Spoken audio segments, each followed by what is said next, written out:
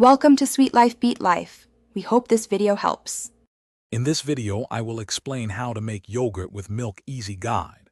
Heat milk to 180 degrees F, then cool to 110 degrees F and stir in 1 to 2 tablespoons of live starter per quart of milk.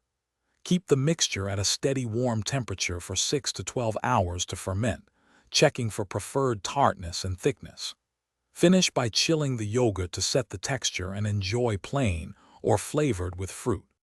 Bring milk to a gentle boil to 180 degrees F to change protein structure, then remove from heat and cool to 110 degrees F before adding starter. Whisk the starter smoothly into warm milk, pour into clean jars and cover to retain warmth. Use an insulated cooler, oven with light, or yogurt maker to maintain steady heat.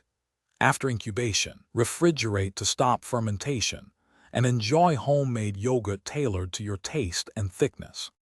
If you are finding this video helpful, please subscribe and like to help the channel grow. It really helps. Quick recommendation. The product seen here is a set of leak-proof containers that make meal prep and storing homemade yogurt a breeze.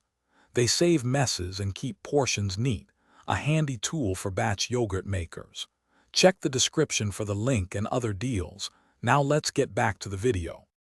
If your yogurt is too thin, try a longer incubation or add non-fat powdered milk to increase solids before heating. Grainy or separated textures mean the milk was overheated or cooled too quickly, so aim for gentle temperature changes.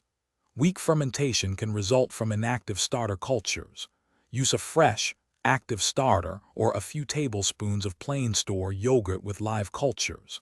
Adjust time to suit your preferred tang and creaminess. Thanks for watching. Consider subscribing if we helped you.